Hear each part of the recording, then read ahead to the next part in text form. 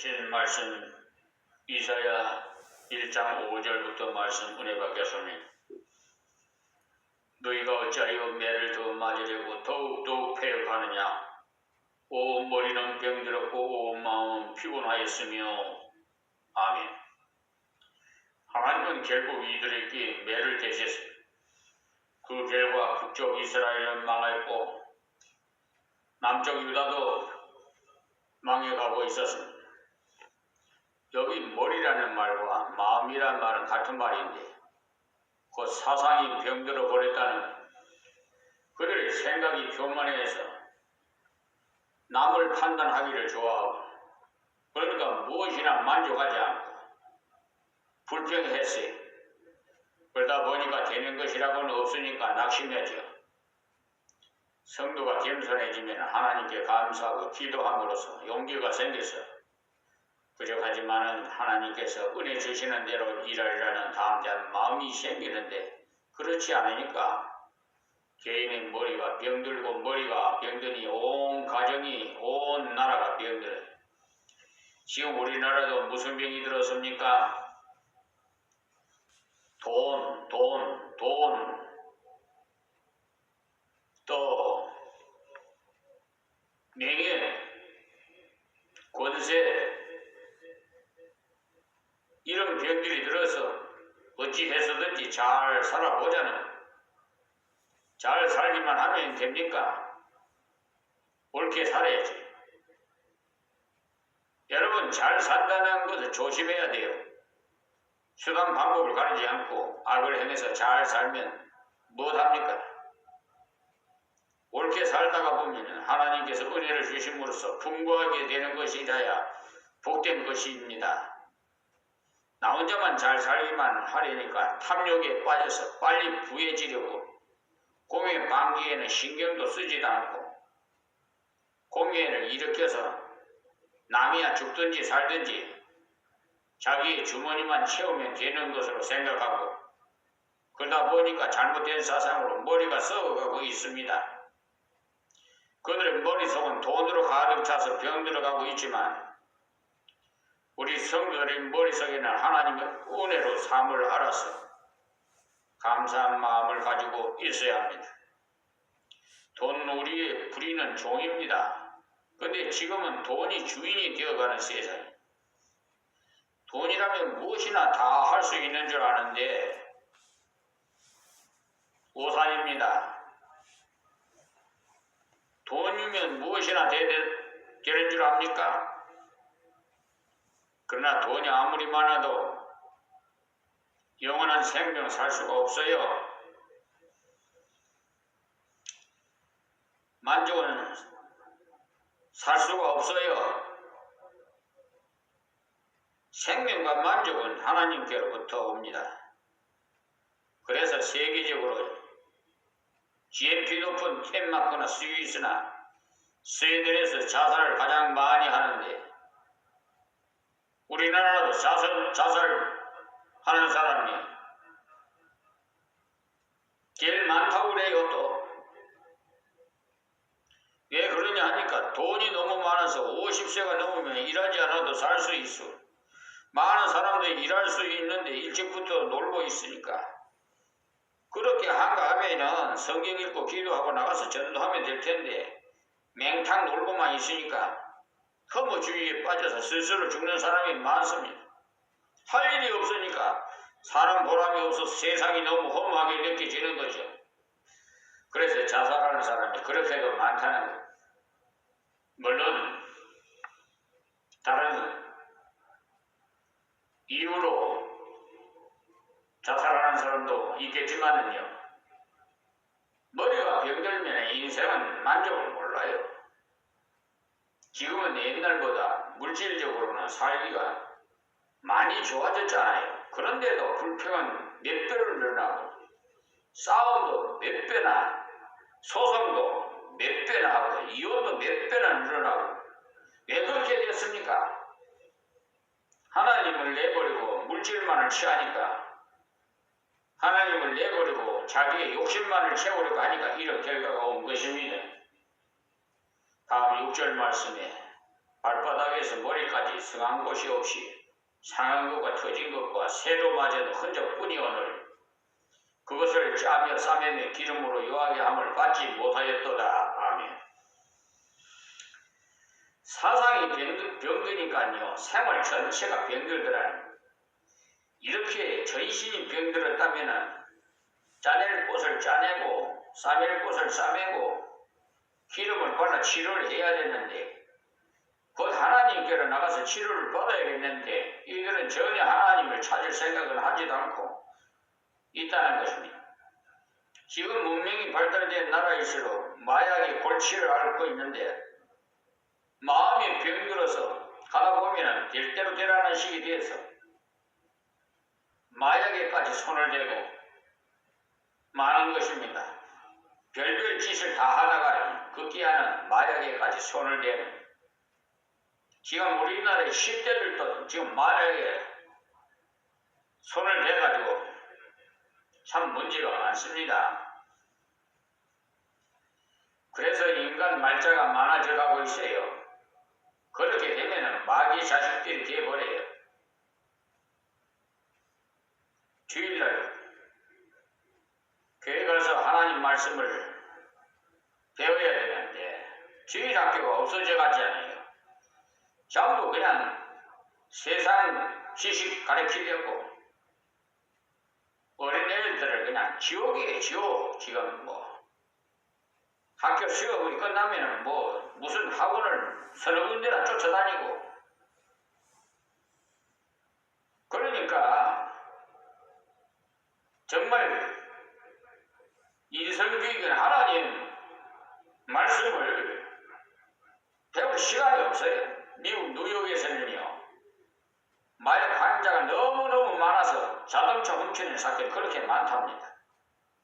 남의 차를 훔쳐서라도 마약을 맞아야 하니까 들켜서 죽든지 말든지 정신을 잃은 상태에서 훔치고 본다는 거예요. 마약 중독자로 있다가 예수님을 믿음으로 영육이 구원을 받은 니키로스라는 사람은요. 주님을 위해서 뛰어라는 책을 썼는데 마약은 인간의 힘으로는 치료할 길이 없더라는 겁니다. 마약에서 건지실 분도 싸매실 분도 하나님 분이시라는 그분이 고백해서 썼어요. 책을. 여러분 주위에 만족이 없어 고통하는 사람이 있습니까? 가서 전도하십시오. 예수님을 소개해야 합니다. 그것이 우리의 할 일이에요. 7절 말씀이 너희 땅은 황무하였고 너희 성읍들은 불에 탔고 너희 토지는 너희 목전에 이방인에게 삼키웠으며 이방인에게 파괴된 같이 황무하였고 아니. 이 6절은 그들이 사상이 부패하여가니까 그들의 행위가 전부 타락했다는 것을 말씀합니다.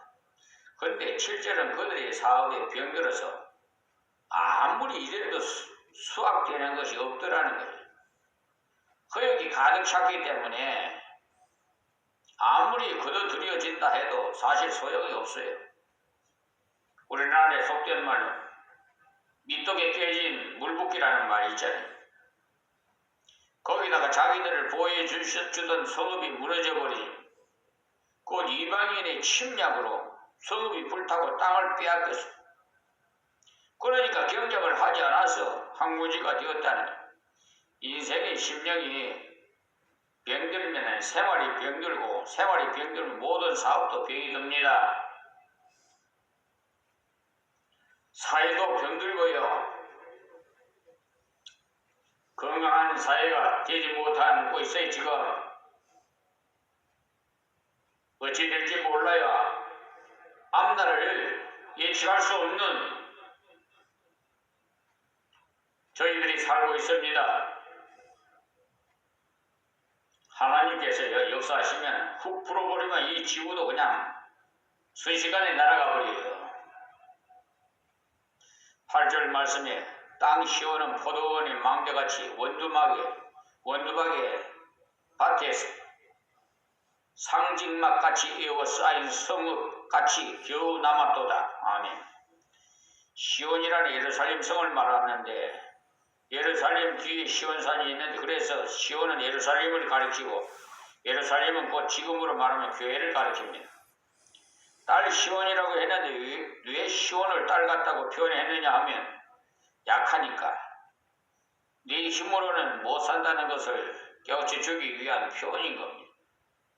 하나님을 의지하지 않으면 못 산다는 것을 가르쳐 주는 겁니다.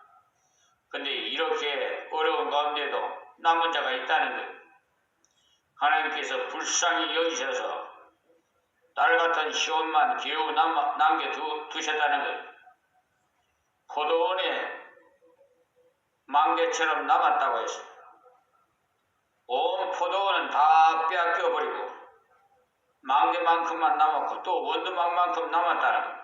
그러니 온 나라의 다른 곳은 다 빼앗겨버리고 예루살렘만 망대처럼 남았다고 했어요. 제가 어제 유튜브를 통해서 우연히 윤석열 대통령 부인 김건희 여사에 대한 김건희 여사는 누구인가에 대해서 쭉 누가 취재를 아주 그냥 세밀하게 했더라고요. 그래서 봤더니 참 예측할 수 없는 분으로 여겨집니다. 그분의 얼굴 모습을 저는 관상적인 게 아니지만 전에 박근혜 대통령도 대통령으로 나설 때 제가 본 결과 좀 마음이 좀 어두웠습니다. 그랬는데 김건희 여사의 그 마음, 그 얼굴도 아무리 기술이 좋아서 성형수술을 많이 했다 하더라도 사람들이 본 바탕은 다 있기 마련이에요. 감출 수도 없고 하나님 앞에는요 절대적으로 더욱 감춥니다. 사람은 속일 수 있어도 하나님은 절대로 못 속입니다. 앞으로 이 나라가 평안하게 윤석열 대통령이 임기를 마치려면 우리 모두가 기도를 많이 해야 되고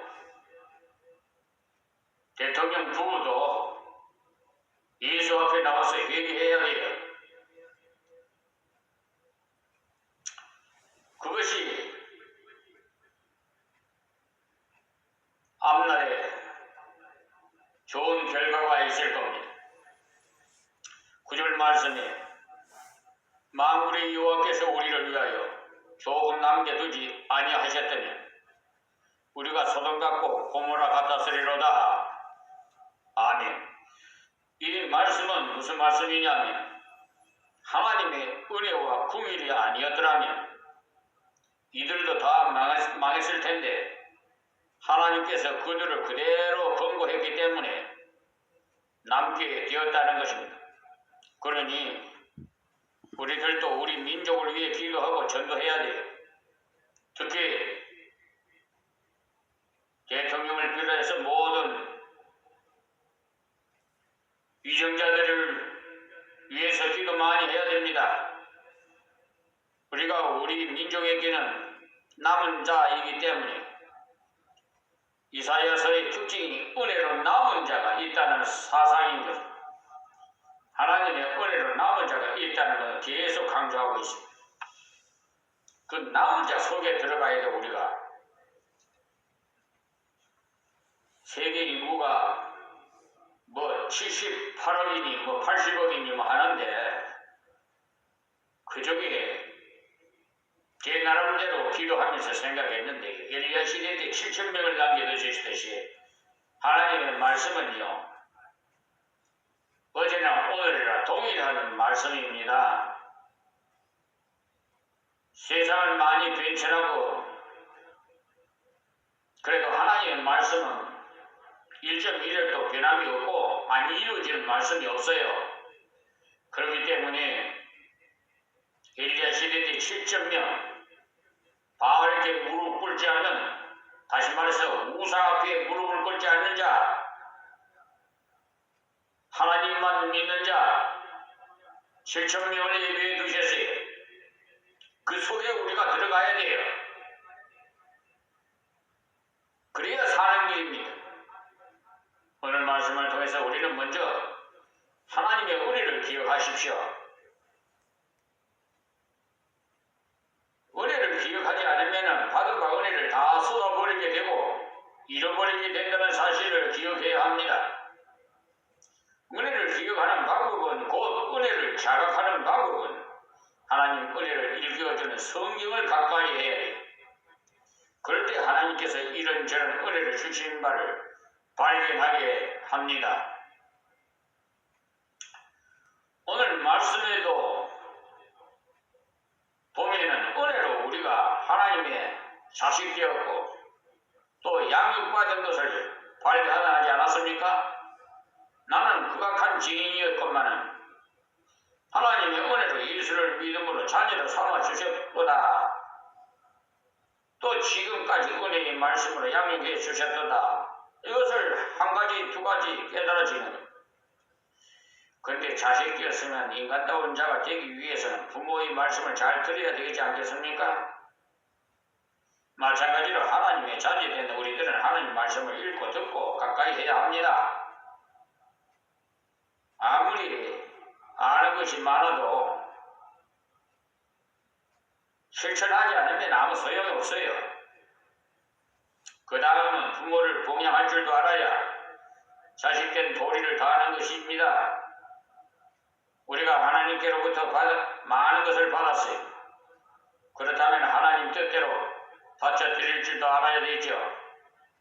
이 말은 헌금 많이 하라는 뜻 아닙니다. 모든 면에서 주신 것을 바르게 쓰고 살아야 된다는 것을 가르치는 겁니다. 그 다음에 하나님 뜻대로 살려고 기도하는 생활을 할 때 하나님께서 자꾸 하나님이 기뻐하시는 뜻을 깨닫게 해주십니다. 그리고 은혜를 증거할 때 은혜를 더욱 깨닫게 해주시고요. 하나님의 은혜의 복음을 증거할 때마다 나는 이미 놀라운 은혜를 받은 자라는 확신이 더욱 생깁니다. 여러분 전도해 보세요. 그 기쁨이 말로 다 어떻게 표현할 수가 없어요. 내가 전도한 자를 하나님께서 열매 맺게 해주셨다. 그 얼마나 보람이, 얼마나 기쁜지 모릅니다. 그러니까 깨달아지죠. 그럴 때 감사한 마음이 생기고 만족한 마음이 생기고 또 기도할 마음이 더욱 생기고, 기도할 때 기도를 들으심으로써 하나님께서 우리의 상처난 곳을 싸매어 주십니다. 잃어버린 행위도 바르게 살아갈 수 있도록 하시고요. 잃어버린 사업도 찾게 해주시고 우리 모두가 진정으로 회개하면은 잃었던 저 이북 땅도 도로 찾게 해주실 것입니다. 우리 인간의 생각으로선 절대로 통일 못됩니다. 하나님의 은혜로 복음화로 통일될 수는 있습니다. 불가능이 없어요. 인간의 계획과 생각으로는 절대로 안 됩니다. 저 북한에 있는 우리 동포들에게 복음을 전해서 하나님 말씀에 다 순종하고 서로 신뢰하고 그럼으로써 하나가 될 수 있어요. 이북이 복음은 먼저 받았어요. 우리 장로교 언더우드 목사님은 평양으로 올라갔지 않나요?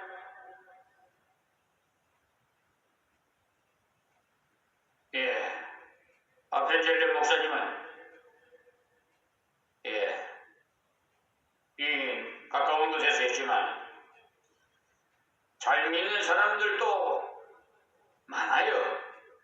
일반적인 생각에는 저토록 오래 공산당 사상이 들었는데 인간 되겠나? 우리가 그렇게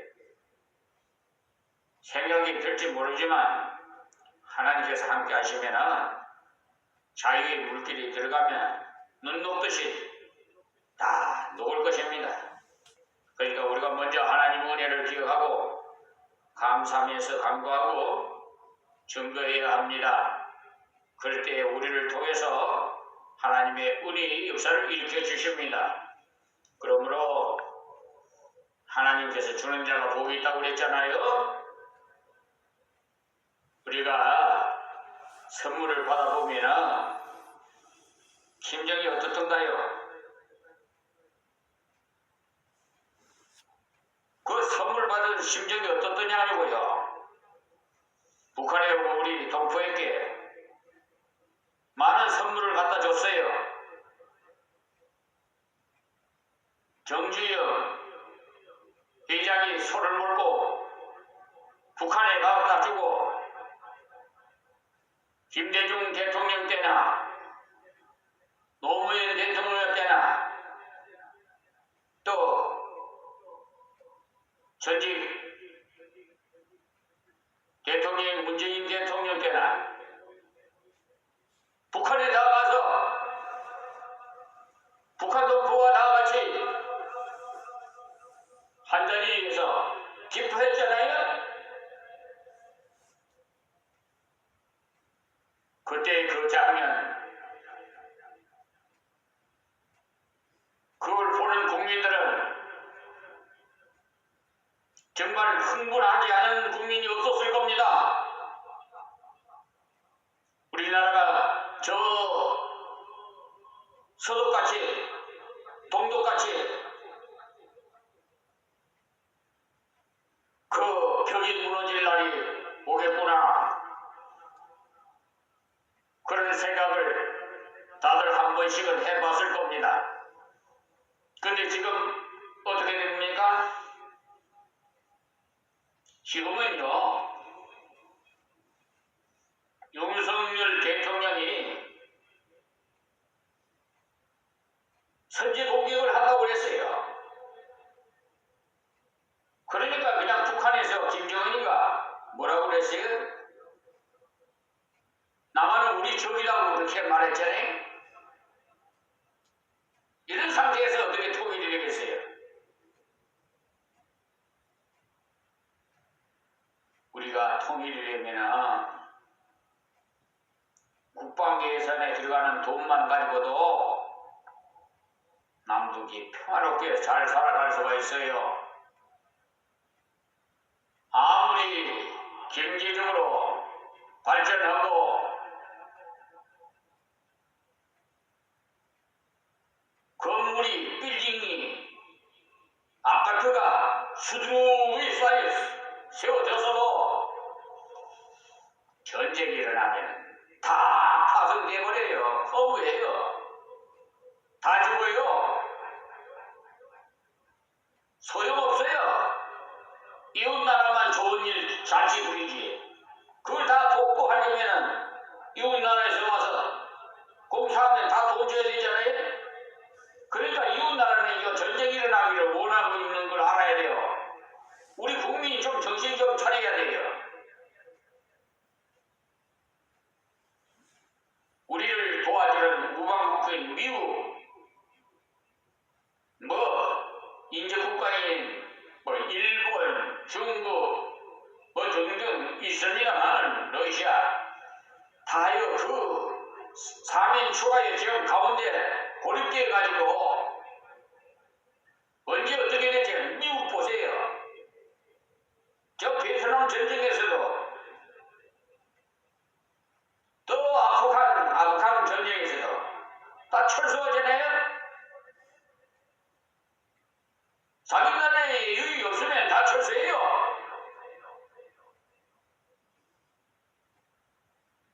우리의 진정한 힘이 되어주실 분은 하나님뿐이 없어요. 하나님을 믿어야지요.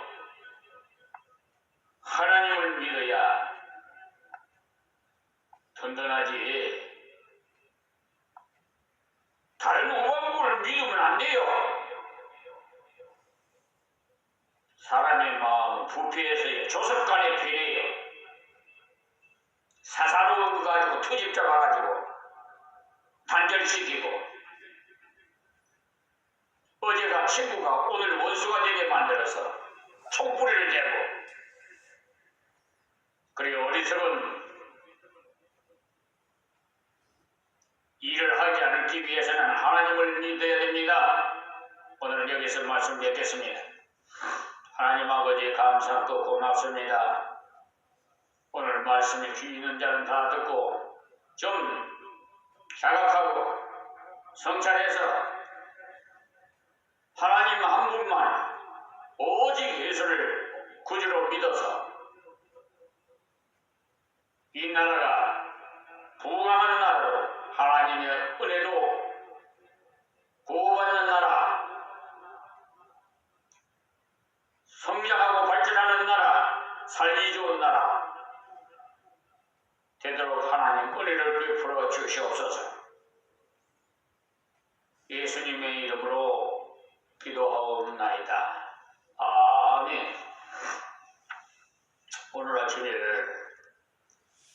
어제 우리 생모인 김두화 권사의 유물에서 나온 유품에서 나온 아주 귀한 것이 발견해서 이 시간 여러분에게 알려드립니다. 성경 제목과 그 396장 대신 그런 개라고 써놓은 거 보니까 개혁신앙을 말하네. 이건 또 456장 합이라고 써놓은 거 보니까 곡을 하니 456장에 곡을 붙여서 아마 이렇게 부르라고 한 것 같아요. 1절은요. 창세기는 만물 시작, 출애굽기 선민구원, 레위기는 제사의 법, 민수기는 광야 시련, 신명기는 율법제론, 5가지 율법 오경, 여호수아 복지 점령, 사사기는 사사정치. 2절에는요. 룻기서는 신앙 교정, 사무엘 상하 왕국 건설, 열왕 상하 열왕 정치, 역대 상하 남북 정치, 에스라는 성전 재건, 느헤미야 성전 재건, 에스더는 애국 왕후, 12권의 역사 성령. 3절은 욥기서는 고난 인내, 시편서는 신앙 찬송, 잠언서는 지혜 금원, 전도서는 인생 철학, 아가서는 부부의 정, 5가지 시가서와 예레미야 애가서는 애국 성도 눈물시라. 4절에 이사야는 경책복음, 예레미야 멸망경고, 예수겔은 심판의 예언, 다니엘은 말세의 예언, 호세아는 음행책망, 요엘서는 성신허락, 아모스는 제약책망, 오바디아는 예돈멸망. 5절에는 요나서는 회개구원, 미가서는 회개부흥, 나홉서는 원수멸망, 하박국은 신앙부흥, 스바냐는 열국심판, 학개서는 재건부흥, 세가랴는 묵시예언, 말라기는 심판부흥. 6절에는 마태복음 메시아왕, 마가복음 섬기는 종, 누가복음 인자 예수, 요한복음 독생성자. 4가지 복음서는 주님 행적, 기록하고 사도행전 복음 전파, 초대교회 부흥사다.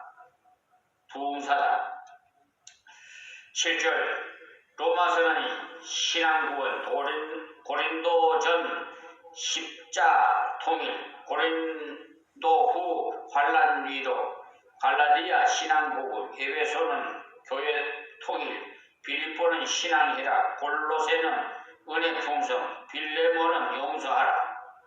8절 데살로니가 전후서는 주림 재림, 이단 심판, 디모데 전 교회 정치, 디모데 후 충성하고, 디도서는 교회 치리, 히브리는 대제사장, 14권의 바울서신, 기독교의 진수일세. 9절에 야고보는 신앙행위, 베드로전 고난인내, 베드로 후 이단 조심, 요한일서 사랑 계명, 요한이서 위사 조심, 요한삼서 손님 대접, 유다서는 신앙 자립, 계시록은 재림 구원. 이렇게 된 아주 귀한 유품을 발견해서 이 시간에 봉독해 드렸습니다. 참고하시기 바랍니다.